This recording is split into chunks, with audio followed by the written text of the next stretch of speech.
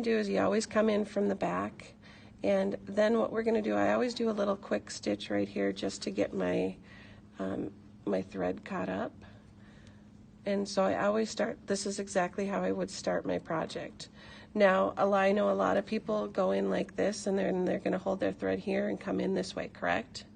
I don't do that because if you always wonder, if you look at your stitches sometimes and you're wondering why you get like loops at the bottom that don't quite, or you're wondering why your thread is hiding underneath, I can tell you some tips about that. One thing that you're going to want to make sure that you do is, if you're coming in from here, you have to go all the way to the edge and see that black, that it's going to line up underneath that, because otherwise sometimes you're sitting there and you're coming right here and you're not catching the black because you get in your rhythm and you're not paying much attention.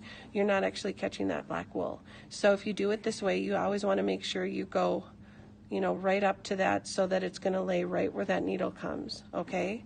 Now the other thing that you're going to do, whether you stitch this way or that way, is you're always going to focus on, when you come in, however far I went in, I'm going to go over that far, and then I'm going to use my thumb as my guide, and then I'm going to come in, and then I'm just going to make sure that the floss is not twisted, and I'm going to pull my floss straight out, okay? That's the other thing. Now you can see, since how nice this lays, you're never going to have a problem if you do it this way. That thread is going to lay absolutely beautiful right alongside of it.